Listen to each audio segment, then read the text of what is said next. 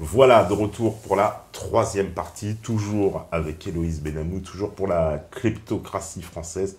Et comme ça, on va pouvoir prendre les nombreuses questions des métanautes. Alors avant qu'on commence, voilà, je voulais montrer, parce que c'était quand même... voilà, c'est donc la plaquette d'un nouveau produit proposé par la Caisse d'épargne. Alors, vous pouvez peut-être pas lire, mais ça vaut quand même le coup parce que c'est l'argument marketing. Vous voyez les deux phrases d'accroche ici en rouge. Donc, c'est vraiment l'argument marketing principal. Et là, on est vachement étonné parce qu'ils nous disent l'ambition COP, le produit, est une obligation de droit émise par Natixis offrant à l'échéance une protection à 90% du capital initial et présente un risque de perte en capital de 10% à l'échéance. C'est magnifique, c'est-à-dire que donc on nous vend des produits maintenant financiers où on nous dit attention, vous perdez pas grand-chose, hein, attention, vous perdrez que 10%, madame. Je trouve c'est quand même assez incroyable parce que normalement, avant, ils n'avaient pas notre cuidance quand même de nous donner ça. On nous disait, vous allez vous enrichir un peu, bon, des taux à 2%, mais là, on est carrément dans des... attention, vous ne perdrez pas plus de 10%. C'est quand même... Non, parce que je les trouve, par rapport à tout ce qu'on a expliqué, les banquiers sont là, on a un exemple de leur, vraiment, le cynisme total, quoi. Ouais, tout à fait. Ouais, bah, ils vont bloquer de plus en plus les fonds dans les banques. C'est ça, ouais. Il y a une espèce... Alors, il y a beaucoup d'anecdotes qui nous arrivent de partout. Moi-même, dans ma propre famille, j'ai été confronté où les banques... vous empêchent de retirer votre argent. En fait, elles invoquent comme ça, alors toujours, elles ont toujours tout un tas de raisons, voilà, mais vous avez du mal à retirer votre argent. On a plein d'exemples, nous, tout le temps, voilà, votre argent, une fois que vous allez vouloir le récupérer, ben, ça devient compliqué. C'est plus... c'était très facile quand vous avez signé les papiers voilà, d'assurance vie. Mais alors, du coup, maintenant que vous cherchez à récupérer votre argent, et là, on vous invoque tout un tas de raisons. Ah oui, il y a des espèces de procédures. Alors, moi, je suis toujours étonné aussi. C'est toujours, on vous dit des fois un mois pour libérer l'argent. Alors que c'est une opération électronique, là. Oui, mais ils cherchent à bloquer les fonds. Ils cherchent à bloquer les fonds, ouais. Ouais, parce que c'est ça leur but. C'est une grande truc. On bloque au maximum tout ce qu'on a, quoi. On empêche, en fait, les gens au maximum. Et puis, on les... j'ai vu, bon, c'est quelque chose que je avais abordé justement avec Pierre aussi, mais les histoires de frais bancaires, les fameuses commissions d'intervention. Alors ça, c'est pareil, on les voit pas trop passer parce que des fois, moi, ça m'est arrivé sur ma banque, des fois, je vois, il y a des frais, alors je les appelle, je me demande, mais ça correspond à quoi? Puis on vous dit, des fois, alors ce qui est surréaliste, une opération qui a été, en fait, refusée par votre banque, mais elle vous débite quand même la somme. En fait, en fait, par exemple, vous avez un prélèvement qui se présente, voilà, je sais pas, même 20 euros. La banque vous dit non, il n'y a pas assez d'argent sur le compte. En revanche, elle vous débite des frais bancaires. C'est aussi c'est des méthodes de voyous quand même. Oui, bah, c'est les banques, ce qu'on avait vu aussi à un moment donné, je me souviens plus par contre en quelle année c'était, mais on l'avait observé dans la comptabilité, et puis il y avait eu des articles après qui avaient été faits, c'est que les banques à la clôture, un peu avant le 31 décembre, avaient débité 2 fois des opérations. Pour le compte de tiers, et donc il y avait des clients qui s'en étaient rendus compte, et par exemple de débit pour EDF par exemple, et les clients avaient appelé EDF en disant vous m'avez débité 2 fois, et puis en fait c'était pour le compte de la banque. Il y avait des articles qui étaient sortis après en expliquant qu'effectivement, et ensuite elle recrédite les comptes sur l'exercice suivant. C'est pour la clôture de leur bilan.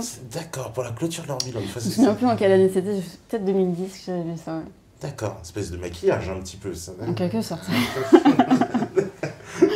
On me dit, est-ce qu'il est encore utile de voter dans une kleptocratie? Ça, c'est une question, je trouve, très, très importante. Parce que, effectivement, quand on a décrit tout ça, on se dit, est-ce que le vote, il est encore utile dans un système comme celui-là, où tout le monde se protège? Clairement, il y a très peu d'hommes politiques. Voilà. On pourra en citer quelques-uns, mais ils ne sont pas du tout sur le grand champ national. On sait qu'il y a Jacques Cheminade, François Asselineau, voilà, Jacques Nikonov, des gens qui ont parlé du système financier, mais ils ne sont pas du tout sur la scène, la grande scène internationale, quoi. Enfin, internationale, nationale au moins, quoi. Oui, je pense qu'il faut voter, il faut savoir à quoi s'attendre, il ne faut pas être surpris. Puis il faut prendre en considération, comme je disais tout à l'heure, qu'il n'y a pas de marge de manœuvre pour les politiques et que, après il faut voir, c'est le bénéfice du doute, mais pense pas qu'il y aura de réforme vraiment importante qui sera faite pour les Français. Et les associations de défense des consommateurs, on sait qu'il existe une association des usagers bancaires, je crois, il y en a plusieurs même. Oui, il y a des avocats, aussi qui... Et eux, ils ne s'intéressent pas à ça, parce que finalement, c'est encore plus le cœur du problème, puisque les malversations, entre guillemets, des banques auxquelles ils s'attaquent, elles sont consécutives à la situation que vous décrivez, en fait, beaucoup plus. Oui, ce sont des symptômes, oui. Ouais. Moi, je ne connais pas de personnes qui s'agissent. Il y a les associations qui luttent contre la sécurité sociale, qui font un gros travail. Oui. Maintenant, non, je n'ai pas l'impression, non, qu'il y a des gens qui s'attaquent à ce problème. On ne s'attaque pas trop à ce... Moi, j'ai découvert ça en vous lisant sur les problèmes de sécurité sociaux, et j'ai jamais vu, enfin, je sais pas, personne vraiment ne s'y attaque. Ça a été aussi pour moi une anomalie de voir que, parce que comme je cherchais des informations, c'était pour moi une anomalie de voir qu'il y avait très peu d'informations sur le sujet. Oui, c'est ça, c'est quand même assez incroyable. On me dit, que pensez-vous de la BRI? Alors la BRI, c'est la Banque des règlements internationaux, hein, voilà, qui appartient aux banques centrales, qui elles-mêmes appartiennent en majorité aux banques privées. Qu'est-ce qu'on a pensé? Parce que souvent on nous dit que la BRI serait la reine-mère, un peu, la banque des banques, et très peu connue du grand public. C'est très obscur, Oui, c'est vrai que forcément le système est concentrationnaire. Savoir ce qu'il y a derrière, c'est compliqué. Maintenant, oui, il y a certaines entreprises comme la BRI ou comme Swift qui gèrent l'ensemble des flux sur le marché monétaire et financier, et savoir à qui ça appartient. Il faut savoir à qui ça appartient. Ouais. La BRI, c'est un peu une espèce de super chambre de compensation, c'est ça, qui entre les banques. Oui, tout à fait. Oui. Ouais. Mais pour ce qui est des banques centrales, en tout cas la Banque centrale européenne appartient aux États membres de l'Union européenne. Mais il y a des agents privés derrière tout ça, évidemment, comme derrière la Fed. Il y a certaines des spécialistes en valeur du trésor qui sont propriétaires de la Fed. Alors la Fed, banque privée, banque publique, c'est quoi? Le statut de la Fed aussi est un peu camouflé. On ne sait pas non plus à qui appartient la Fed. Je sais qu'il y a des spécialistes en valeur du trésor qui en sont propriétaires. Mais on verra aussi ce qui va se passer avec Trump, parce qu'il parlait de reprendre le contrôle de la... Oui, il en a beaucoup parlé cette semaine, qu'il disait qu'il voulait reprendre le contrôle de la Fed. Donc, effectivement, ça ce serait une réforme structurelle, il faudrait voir si ça sera fait ou pas. Oui, parce que la Fed, donc la Federal Reserve, un peu la tête voilà, de pont de l'Empire américain, enfin l'Empire financier. C'est eux qui font un peu la pluie et le beau temps sur tous les marchés, non? Parce qu'ils ont un rôle absolument phénoménal, cette Fed, puisque c'est eux qui décident de ce qui va être donné à la dette américaine, c'est ça? Oui, et puis tout est indexé sur le dollar. Sur le dollar, voilà, c'est ça. C'est de là d'où vient l'importance de la Fed, oui. Ouais. Et qui ont un pouvoir donc démesuré un peu sur l'économie mondiale, puisque toutes les monnaies sont indexées sur le dollar, Oui, bien sûr. On vient un peu à son rythme, quoi, en gros. Quoi. Oui, bien sûr. C'est pour ça qu'il va falloir... Parce que donc, du coup, l'élection de Trump aura des conséquences aussi, parce que la Banque centrale européenne n'avait pas prévu de rehausser ses taux tout de suite. Et comme je vous ai dit, pour les institutionnels, ça aura des conséquences très lourdes. Très, très lourdes, Très lourdes, oui. Quand les taux sont élevés, le coût à payer par les travailleurs, que ce soit pour la dette sociale ou la dette fiscale, c'est des montants considérables. D'accord. Donc pour le moment, on est en taux négatif, mais tout ça va... Ça va faire mal. Ça va faire mal. Ça va revenir, d'accord. Alors, on me dit, la seule solution possible pour notre gouvernement est qu'il renationalise la création monétaire et régularise le droit des banques privées. Serait-il de quitter l'Union européenne? Est-ce que c'est vrai on peut faire ça sans quitter l'Union européenne? Parce que d'un point de vue juridique, comme on est lié par ces traités européens, est-ce que pour reprendre notre pouvoir régalien, c'est ce que invoquent d'ailleurs beaucoup des gens que j'ai cités, qui disent de toute façon, pour reprendre ce système en main, il faut sortir de l'Union européenne. L'Union européenne nous enferme dans ce système, encore plus. Oui, ça plonge les États dans l'immobilisme totalement, entre l'euro et puis la politique qui est menée, qui est décentralisée, oui. Et donc, c'est contre la souveraineté et contre les peuples, oui. La monnaie devrait être liée à la politique intérieure des États. C'est un gage de souveraineté, d'indépendance, que la France n'a plus, à cause de ça, oui.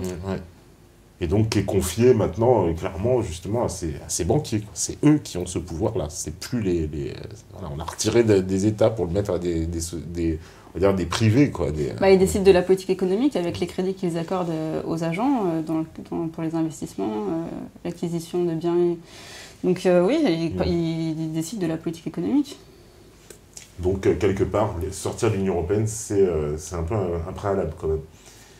On me dit, j'ai cru comprendre par M. Joranovic que 28 banques étaient systémiques. Que peut-on faire? Alors, qu'est-ce qu'il appelle des banques systémiques? Certainement, oui, qui sont... Je pense que c'est parce qu'elles sont liées elles sont liées aux unes aux autres. Comme je l'expliquais, par capitalisation, et que de ce fait-là, quand une est en faillite, ça a des répercussions forcément sur les autres. Mais ça va être compliqué, ça, juridiquement. Comment on pourrait faire une loi demain en disant maintenant c'est terminé, chacun doit assurer... S'il y avait une loi de séparation bancaire à faire, c'était celle-là. C'était celle-là, voilà, c'était celle-là. Et pas la fameuse loi... mais la séparation bancaire, ça devrait être ça, oui. Ouais, voilà, pas séparation d'activité, mais vraiment mais c'est là, parce que le livre parle du capitalisme financier, et c'est là le problème, c'est que comme elles sont privées, que le capital, c'est la propriété privée des sociétés qui ont le monopole de la création monétaire, elles en ont le droit, c'est comme ça que ça se passe, l'investissement dans le capital, les fusions, les acquisitions. Et oui, il y a un conflit d'intérêts de toute manière entre ce côté public et privé. Parce qu'en plus, donc ça veut dire que tous ces organismes-là, déjà, on leur doit tous, on est tous maintenant redevables, mais petit à petit, ils deviennent eux aussi les propriétaires de toute l'économie, parce que ce sont les seuls à avoir les ressources pour pouvoir acheter de l'immobilier, des entreprises. Ils n'ont pas beaucoup de ressources, parce qu'ils créent l'argent à partir de rien. Ouais, donc ils n'ont même pas besoin d'avoir en fait les actifs, quoi. Ils s'en foutent, quoi. Ils se gagent sur le bien. Pour donner un exemple, si vous avez à faire un crédit pour l'acquisition d'un bien immobilier, ils se gagent sur la valeur du bien. Sur la valeur du bien. C'est comme ça que ça fonctionne. Mais en soi, la création monétaire, ça repose sur... comme je vous ai dit, c'est des lignes d'écriture comptable dans des systèmes d'information. Et tout se passe par chambre de compensation, et ensuite c'est traité in fine par la société Swift. D'accord. Je ne sais pas si j'ai répondu. Oui. Alors, on me dit, quels autres intérêts auraient les banques avec le marché transatlantique promu par le fameux traité de libre-échange de l'Union européenne? Ils auront encore plus les mains libres, ou de toute façon, ils ont déjà complètement les mains libres, en fait, dans ce TAFTA, le fameux traité, on va dire, là, de fusion, en tout cas, entre les États-Unis et l'Union européenne, traité qui risque d'être abandonné, d'ailleurs, parce que visiblement, avec Trump, ça a un peu de chance quand même de se faire, parce qu'il a dit qu'il reviendrait dessus. Mais si on avait s'était engagé dans la voie de ce traité, ça aurait encore donné encore plus de manœuvres à ces banquiers, ou ça aurait été plus contrôlé, mais bon, je vais mal y croire. Je sais pas, je connais pas assez bien le sujet. Sur le traité, on peut imaginer que ils auraient encore plus de souplesse, certainement. Oui. Ce qu'il y a, c'est que dans la logique du système, dans cet emballement-là, ils sont en train de chercher le système va se concentrer. Le système va se concentrer et il n'y aura plus qu'une minorité de banques pour contrôler l'ensemble des différents marchés. Après, pour des accords économiques, je sais pas, je connais pas assez bien le sujet. Alors, on me dit, les grandes banques possèdent-elles la clé pour éteindre le système? Alors, est-ce qu'elles ont... elles pourraient l'éteindre elles-mêmes, le système? Elles ont tout en main, a priori, celles qui... Mais elles subissent aussi... elles subissent aussi... Elles subissent aussi l'appareil bancaire et financier subit aussi le système, qui même lorsqu'il le provoque. Donc, est-ce qu'ils ont une solution? Non. La seule solution qu'ils ont, c'est ce qu'on a observé, c'est de ponctionner les ressources fiscales et sociales pour se maintenir encore en vie. Ouais. S'il avait s'agi de sociétés ayant une autre activité, comme je vous ai dit, elles auraient été liquidées. Oui, dans n'importe quel autre secteur, en théorie, une société... Sauf que comme les banques sont indispensables à l'économie, on les maintient grâce aux ressources fiscales. Alors qu'en vérité, ces banques-là, par exemple, en 2008, est-ce que l'occasion pour les politiques, est-ce que ça n'a pas été plutôt de les faire tomber, de les nationaliser, puis on serait passé à autre chose finalement? C'était pas l'occasion justement rêver de dire ça y est, vous nous avez mené à la ruine, on vous rachète monsieur, c'est terminé, quoi. Et puis quelque part on prenait les dettes, mais on prenait aussi le contrôle. Oui, si, ça aurait été possible. Ça aurait été possible. Maintenant, ce qu'il faut avoir à l'esprit, c'est que lorsqu'une banque fait faillite, ça a des conséquences sociales. Très lourde. Ah oui, Très lourde. Mais donc c'est pour ça qu'il vaut mieux anticiper une sortie de crise avant qu'elle se produise. Et C'est donc, pas le cas. et là, on se redirige vers la même situation que 2008, visiblement, parce qu'il n'y a pas grand-chose qui a changé. Donc, Ça sera même de pire en pire. ce sera même de pire en Ça sera pire. même de pire en pire. Ouais. Donc on pourra imaginer, là, justement, qu'il y ait un peu comme ce qui s'était passé avec Lehman Brothers, une banque qui fasse faillite et qui, dans son sillage, entraîne tout le système avec, quoi, puisque c'est un peu ça à chaque fois qu'on constate. Bah oui. Ouais. Mais dans le cas de Lehman Brothers, c'était un peu particulier, mais quand il y a eu d'autres, parce qu'il y a d'autres agents qui participent comme les assureurs, Ouais. on l'a vu même pour le cas, donc, dans le cas des CDS avec ce qui s'était passé, Oui. et AIG, AIG, oui, le fameux cas d'AIG. même pour ces sociétés-là, il faut les soutenir. AIG, donc pour rappeler, c'est l'un des plus gros assureurs mondiaux, hein, c'est ça? Oui, voilà. Et qui avait commercialisé les CDS. Les CDS, voilà. Et puis, quand il avait fallu faire fonctionner l'assurance, il avait fallu les reflouer aussi. les Et renfloues. il y avait il y a des milliards de dollars qui avaient été donnés aux banques, Oh, voilà. Donc, qui avaient participé à la fraude de la crise des subprimes. C'est pas le même, ça, c'est une maison de fous quand même. Donc l'AIG, donc, qui revendait donc, des produits d'assurance CDS, donc des produits sur le... On va dire, vous misez un peu sur le risque. Bien sûr, sur le risque. Voilà, oui. on mise sur le risque. Avec donc la faillite de Lehman Brothers, en fait, se retrouvait avec devoir rembourser en fait tous ceux qui avaient investi sur ce risque. Voilà. Et donc on se retrouve ruiné lui-même, et si on lui donne pas son argent, en fait on ruine tout le monde. C'est un peu ça. Quoi. Voilà. Alors que c'était des banques qui avaient été à l'origine de la crise des subprimes. Ouais. Parce que à tel point que j'ai vu que même dans le budget américain maintenant, il y a une espèce de colonne spéciale pour cette période-là, de ce renflouement forme une dette à lui tout seul, qu'on se sépare même de la dette fédérale et tout. La dette, j'ai vu la dette qui date de cette époque-là où on a dépensé apparemment des sommes mais vertigineuses pour pouvoir garder le système en place. Je veux dire, les États-Unis, on avait... Dès janvier 2008, il y avait une aide qui avait été décidée par le plan Paulson de 180 milliards. Voilà, c'est ça. Bien avant la faillite. Bien avant la faillite. Voilà, Paulson, on a vu effectivement tous les secrétaires du Trésor, tous se succéder et de proposer des plans comme ça. Alors en plus, les États-Unis, chaque fin d'année, on a le droit au petit théâtre de signature du budget qui tourne mal parce que on appelle ça maintenant, d'ailleurs, j'ai vu ça, le nom, son nom de novlangue, on appelle ça la falaise budgétaire. Ouais. C'est tellement... on parle plus de budget, on parle de falaise, tellement... c'est des sommes indécentes qu'on ne pourra jamais rembourser. Parce que clairement, cette dette, elle est remboursable. Par défaut, elle est remboursable. Elle est remboursable, oui. C'est pour ça qu'il faudra un audit pour savoir si elle est légitime ou pas. Ouais. Parce qu'il peut y avoir beaucoup de choses dedans. Voilà, donc... Et c'est le cas en plus pour tous les pays. Donc, parce que, voilà, quand on parle des États-Unis, la dette des États-Unis, ça devient... Je crois qu'il n'y a plus assez de chiffres maintenant, zéro, pour arriver jusqu'au bout. Enfin, ils ne rembourseront jamais, de toute façon, en fait. Et comme ces pays d'Europe là qui sont en crise, j'ai vu que même l'Irlande avait fait des obligations, j'ai vu à 50, 100 ans maintenant, on fait des obligations à 100 ans, c'est possible. Oui. Et puis avant, il y avait des réglementations qui ont été complètement dépassées, maintenant qu'on est à plus de 2000 milliards de dettes, mais bon, ça continue. Oui, parce qu'on a mis des règles qu'on a complètement piétinées, quoi. C'est-à-dire il y avait le pacte de stabilité avant, et puis voilà. il a été pulvérisé, mais non, ça continue. Oui, parce qu'il y avait un taux d'endettement, je crois 60%, c'est ça. Oui, mais c'est la logique, de ce système-là. C'est pour ça que si ça continue, on va aller vers une faillite généralisée, sauf s'il y a des réformes qui se mettent en place.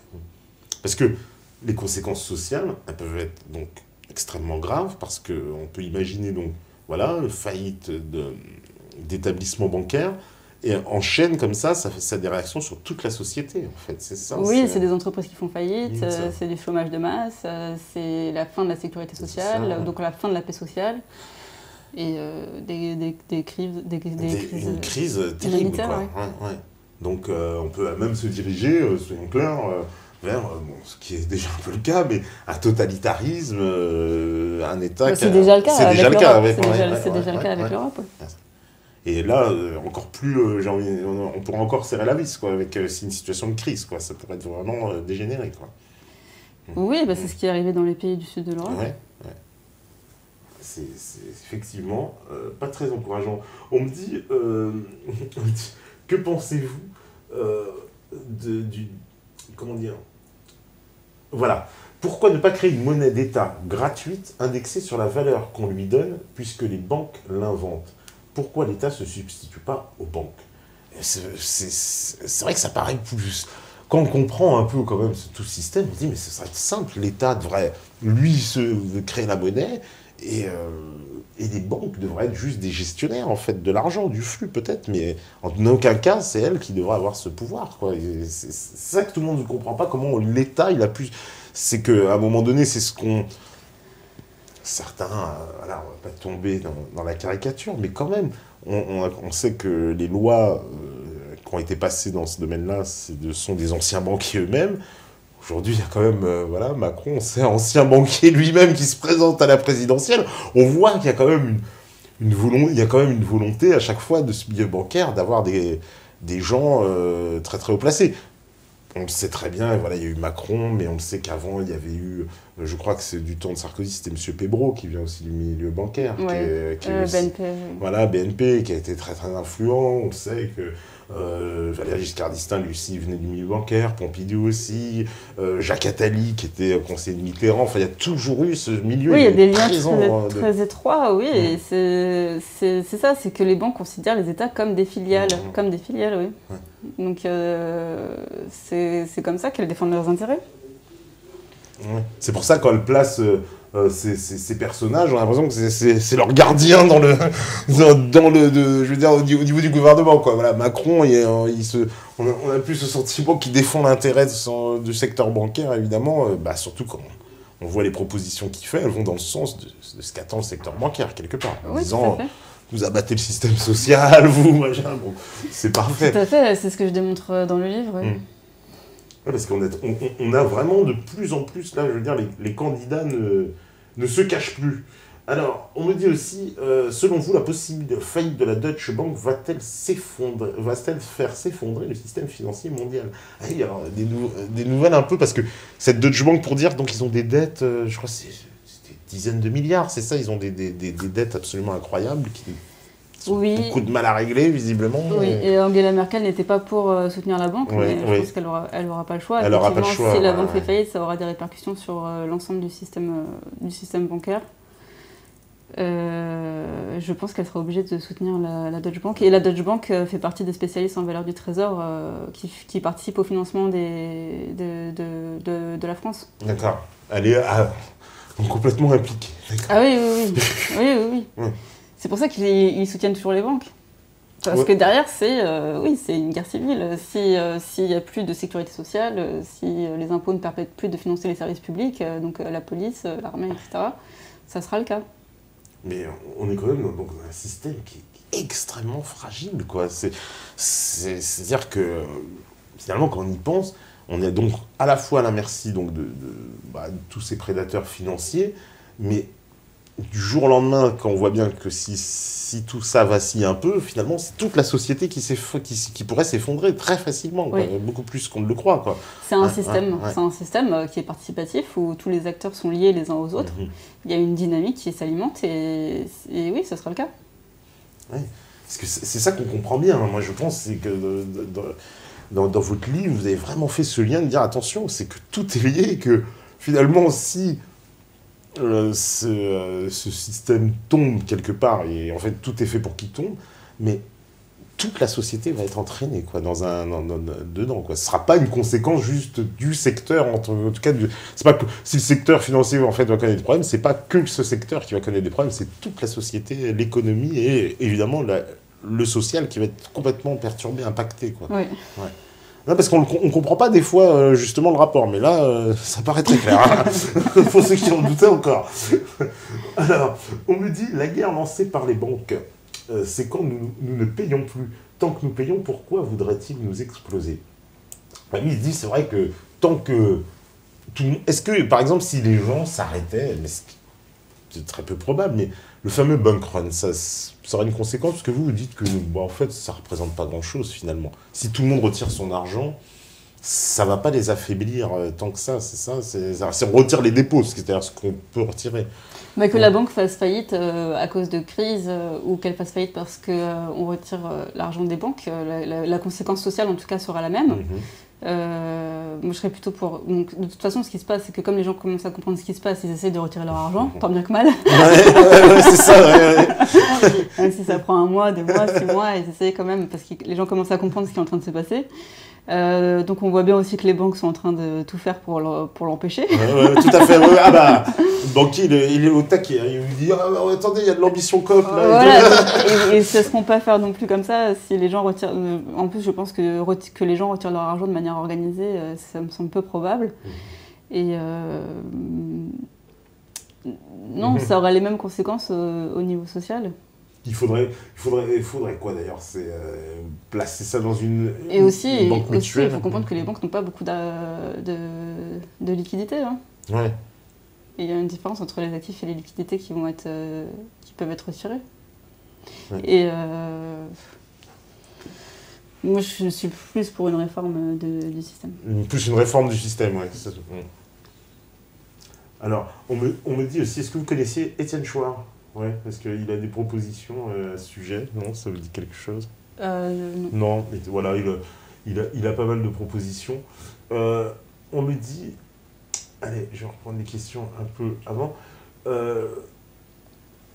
Pourriez-vous nous dire du système... Ah, voilà.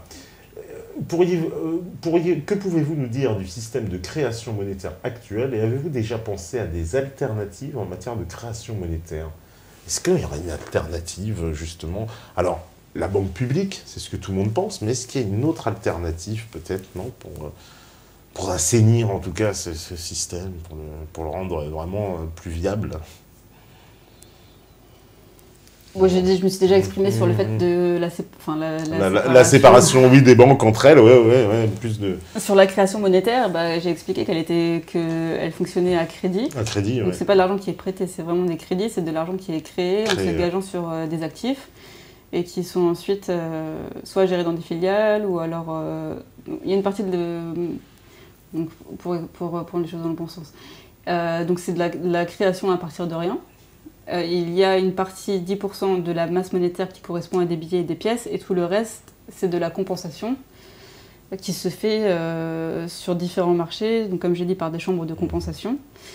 Et donc, sur la création monétaire, c'est l'ensemble du système, c'est de la comptabilité dans des systèmes d'information. Et les actifs, ce sont des biens comme de l'immobilier ou ce qui sert à acquérir avec le prêt. C'est ça qui gage la création monétaire. Après, sur des systèmes de monnaie alternatifs, il y a des choses qui sont en train d'être pensées, comme des monnaies locales. Oui, il y a beaucoup d'alternatives comme ça, mais ça ne changerait pas grand-chose. Je pense que même au niveau du système, ils ont déjà des technologies qui permettraient d'évoluer vers autre chose, qu'il n'y aura plus de monnaie comme on la connaît maintenant, et que c'est en préparation. D'accord. On peut évoluer vers ce que beaucoup craignent, justement, une monnaie complètement électronique. Et puis oui. Tout, ouais. Ah bah oui. Ouais. Et qu'on fasse elle est déjà là à 90%. Avec les cartes bancaires, c'est déjà... Les cartes bancaires, les virements. Et les virements. Donc ça voudrait dire que, quelque part, si la monnaie fiduciaire disparaît complètement, ça ne posera aucun problème, quoi.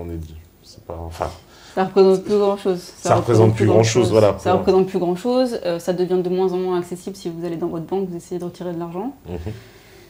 Oui, moi je pense que c'est en préparation. C'est en préparation, ouais. Donc on pourrait imaginer ça justement comme conséquence de la prochaine grande crise bancaire, de dire on va passer à la monnaie électronique pour tous.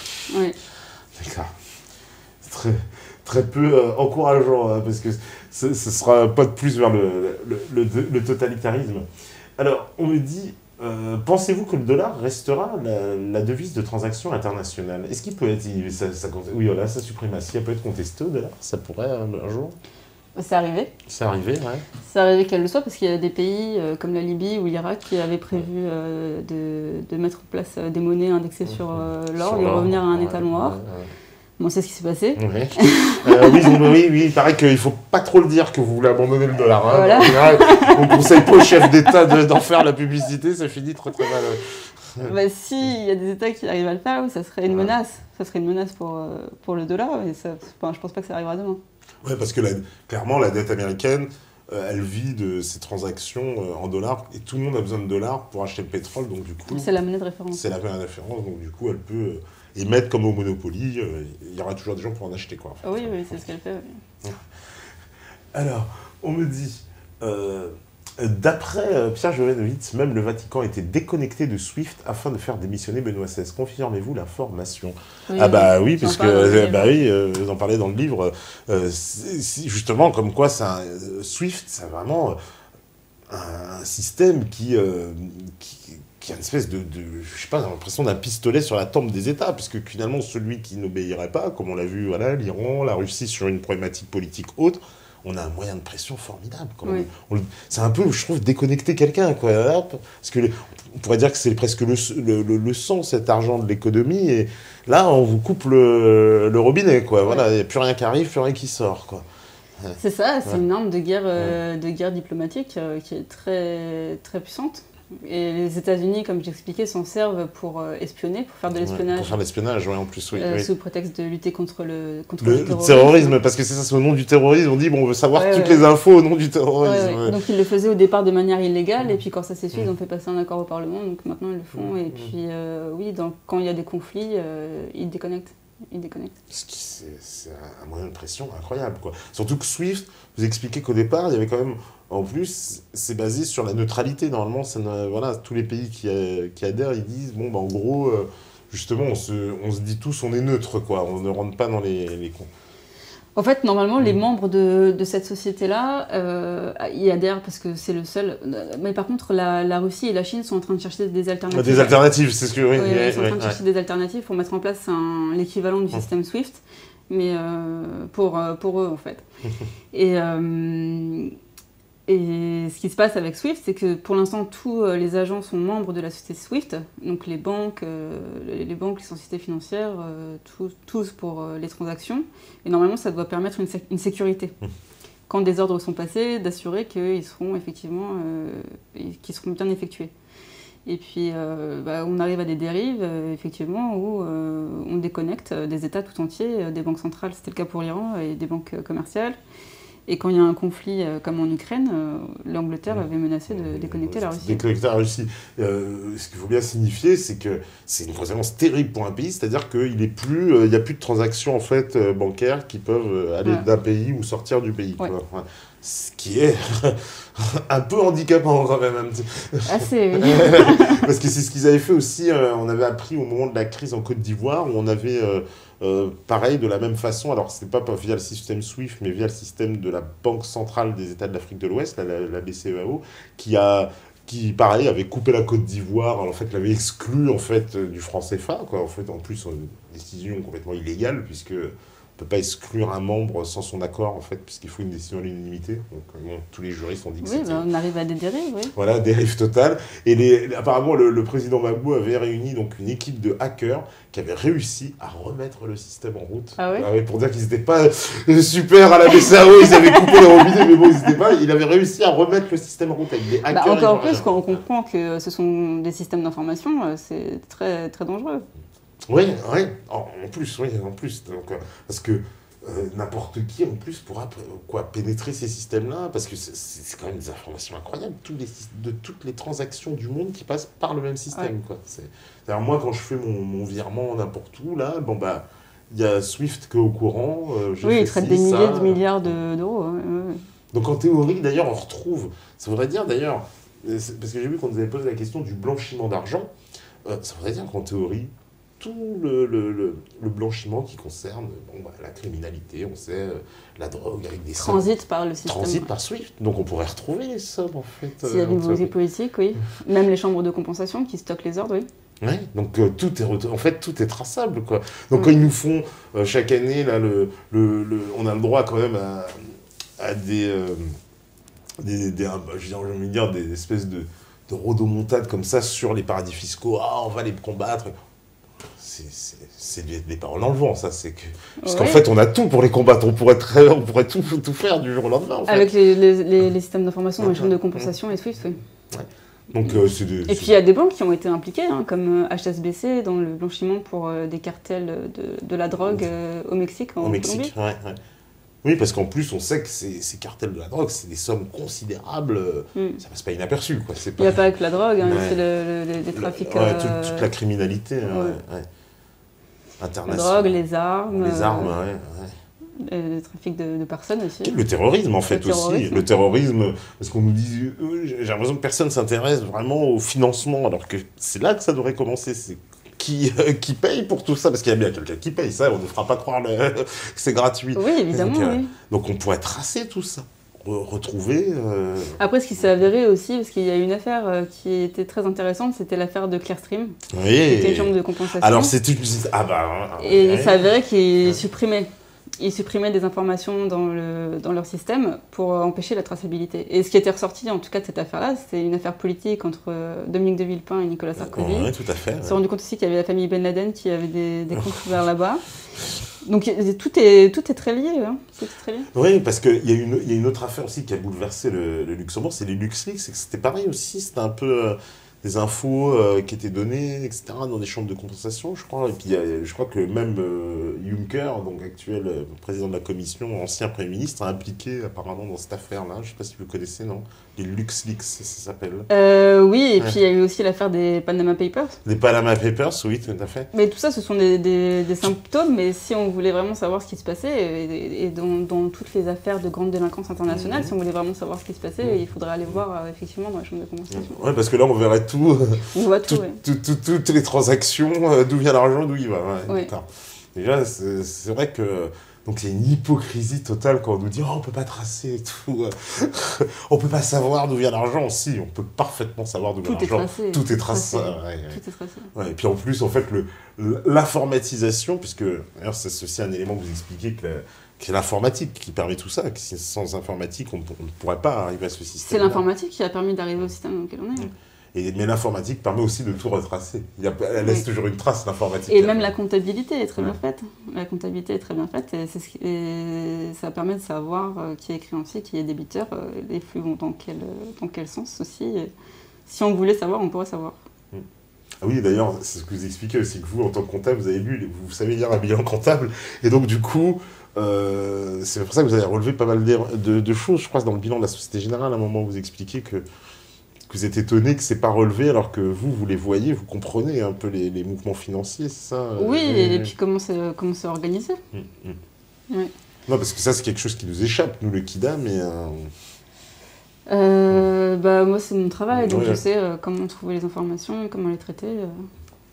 Et vous avez constaté des choses un peu anormales, on pourrait dire. Quand on lit un bilan, on sait comment la société est organisée, qui la dirige, les mandats aussi de toutes ces personnes-là, parce qu'elles cumulent souvent les mandats dans différentes sociétés.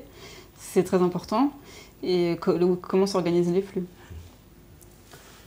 Alors, on me dit, les banques en Inde sont fermées, ils changent la monnaie. Vous, au courant, savez-vous ce qui est en train de se passer? Ah, il y a un changement de monnaie en Inde? Ah, je n'étais pas au courant, je sais pas si vous... Non, j'ai pas l'information. D'accord. Moi non plus. Je sais qu'il y a eu un changement de régime en Inde, parce qu'effectivement, il y a eu des élections. Je ne savais pas qu'il y a un changement de monnaie. Alors, on me dit, vaut mieux prendre une banque risquée avec un emprunt immobilier. Pour un emprunt les emprunts immobiliers classiques, d'ailleurs, ils sont plutôt à la baisse, je crois, les taux pour les emprunts immobiliers, c'est ça, non? Là, ils sont très faibles. Ouais. Très faibles, mais parce qu'en fait, plus personne n'a d'argent, c'est ça? Bon, déjà, il y a les taux de la Banque centrale qui font que la banque peut se rémunérer quand même dessus, même en pratiquant des taux faibles. Mais oui, c'est vrai qu'il n'y a pas beaucoup d'acheteurs. Ouais, les acheteurs se font rares. Donc, mais là, les taux sont très faibles, ouais. Donc c'est le moment, ceux qui ont les moyens. Ceux qui ont les moyens. On me demande si c'est une escroquerie mondiale. Bon, c'était à 21h36, je pense qu'ils ont compris maintenant. Parce qu'on peut dire, c'est ça, c'est tous les pays du monde occidental, industrialisé, mais aussi les pays dits en voie de développement, en fait, puisque de toute façon, ils sont liés aussi. Les banques présentes sur place, en Afrique, en Amérique, ce sont les cartels bancaires à part la européens, capitalisation, et il y a aussi le problème de l'endettement. Il y a des rapports qui ont été faits, notamment par un expert indépendant à l'ONU, qui indique que maintenant, le FMI et la Banque mondiale sont devenus des organismes de recouvrement pour le compte de banques privées, qu'on appelle le Club de Londres. D'accord. Ah oui, les fameux clubs. Alors, club de Paris, club de Rome, club de Londres. Ça aussi, vous en parlez, mais c'est obscur. Ça, parce qu'on nous donne des clubs de Londres, mais on ne sait pas trop qui y a dedans, qu'est-ce qu'ils font. Ce sont des banques privées. Ce sont des banques privées. Et donc, oui, elles contrôlent les ressources qu'il y a là-bas. Ils sont dans un processus de surendettement aussi. D'accord. Ils croulent sous les dettes. Donc ces pays-là, c'est presque encore pire. Ils peuvent, pour s'en sortir, c'est impossible quasiment. Quoi. Oui, il y a une volonté politique de les maintenir la tête sous l'eau. Oui, les maintenir la tête sous l'eau, comme ça, c'est une espèce de sous-développement endémique et ils ne font que payer. Oui, et en attendant, les ressources là-bas sont exploitées par des industriels. Des industriels qui, eux, profitent aussi de ça. Et qui font beaucoup d'argent, parce qu'il y a beaucoup de spéculation aussi sur les matières premières. Oui. Ça leur permet de gagner beaucoup d'argent. Oui. Oui, parce que les matières premières, on sait que on pense à Pierre, mais avec son livre justement de Blitmaster, qui travaillait dans les matières premières et qui apparemment qui trafiquait les taux déjà, c'était... Ils font des corners, ils font beaucoup de corners donc ils exploitent les sols et les sous-sols qu'il peut y avoir, les ressources qu'il y a, pour faire des corners et ils stockent... voilà, c'est ça, ils font des espèces de stockage, on fait monter les prix artificiellement, et puis on revend... on a vu sur tout un tas de matières premières comme ça, même les matières agricoles aussi, on le fait, et on provoque même des famines apparemment artificielles en fait. Comme il y avait eu, je crois que c'était vers 2008, où il y avait il y a eu des émeutes qu'on appelait les émeutes de la faim.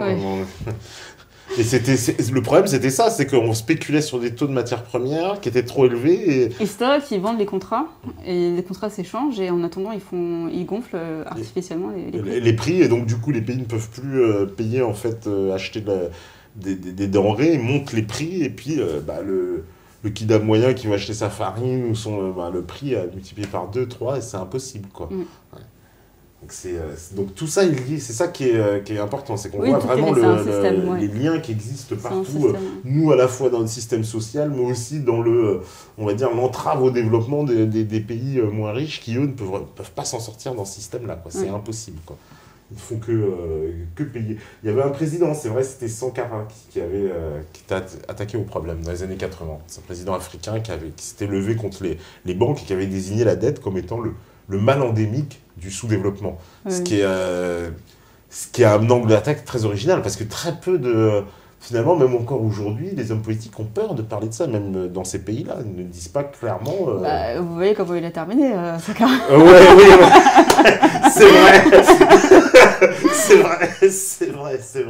C'est vrai, le pauvre Sankara. Et je crois qu'en plus, c'était quasiment... je crois que c'était 6 mois ou 8 mois après ce fameux discours. Donc, comme quoi, effectivement, ça termine mal. Alors, allez, je prends les dernières questions. On me dit... pourrions-nous passer au franc-euro, comme avait prédit ce génialissime reportage de France 2 sur la sortie de l'euro? Bon, il rigole parce que c'était un reportage évidemment de propagande. Ce qui était surprenant, c'est qu'il disait que 1 euro était égal à 1 franc euro, mais personne n'arrivait à faire la conversion. C'est-à-dire personne ne comprenait le principe de 1 pour 1. Alors que le passage du franc à l'euro ne les avait visiblement pas plus dérangés que ça. Je me demande toujours sur quelle planète vivaient les gens. C'est vrai que si demain on change de monnaie, ça ne change rien concrètement dans les... Si demain, voilà, on a cette volonté politique, un gouvernement arrive, il nous dit, bon bah voilà, je sors de l'Union Européenne, de l'euro, je reviens au franc, il nous dit un taux de 1 pour 1.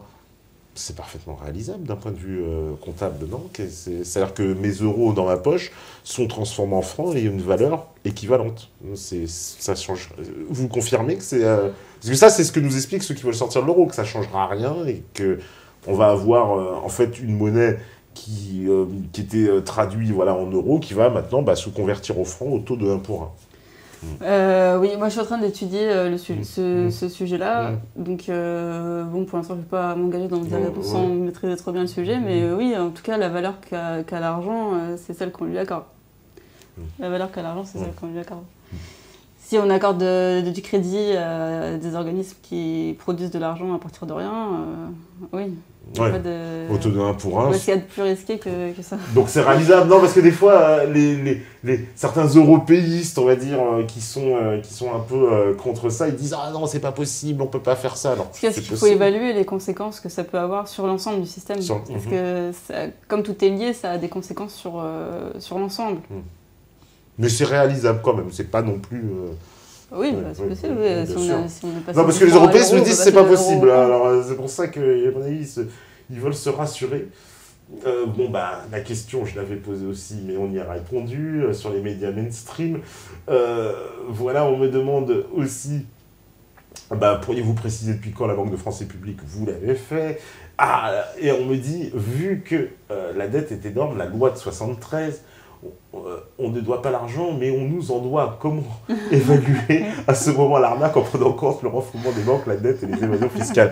C'est vrai que moi, j'avais entendu la théorie, par exemple, de Gérard Fouché, qui était venu ici. Lui, il dit, une fois qu'on a créé l'argent, normalement, on doit s'il y avait une justice, entre guillemets, dans le système, il dit on devrait redistribuer, en fait, l'argent. Et après, les gens le redépenseraient, mais ça devrait être l'inverse, en fait. Les banques devraient nous donner de l'argent, en fait, quasiment. Et pas l'inverse, en fait, on ne va pas payer, c'est elles qui devraient nous payer quasiment.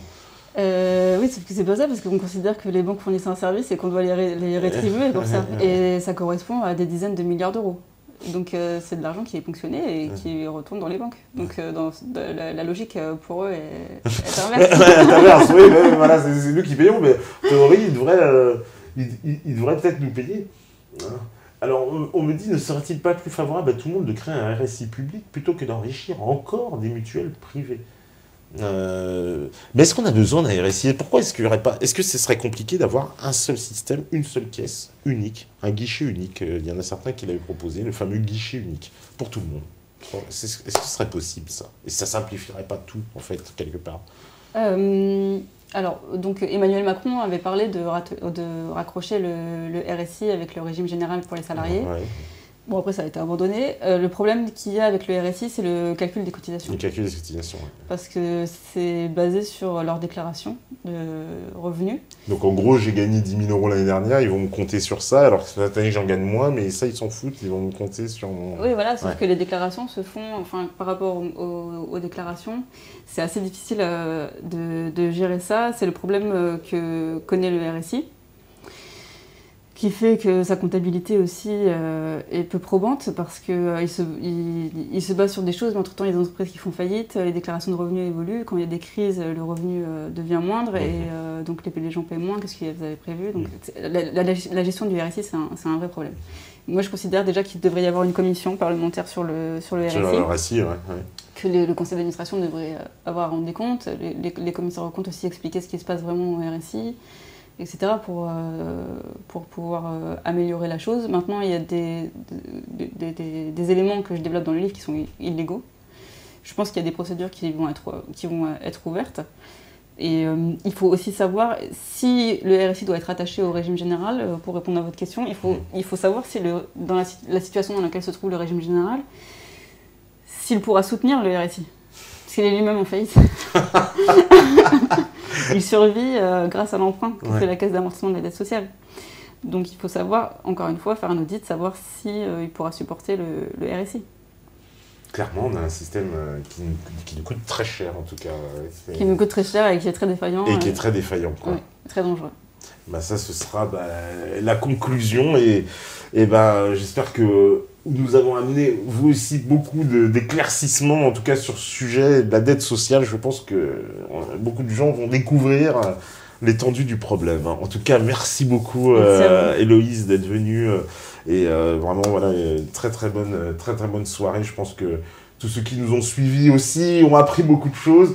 On dit au revoir à la régie, évidemment, au revoir aux modérateurs, au revoir à tous les métanautes. Un petit bonjour à Pierre avec nous dans les studios. C'est comme dans les émissions de rap spéciales dédicaces. Et puis, de toute façon, normalement, on se revoit mercredi. Et puis, vous savez comment on termine ici. Parce que forcément, si vous écoutez ce message, c'est que vous êtes la résistance. Ciao, ciao, ciao.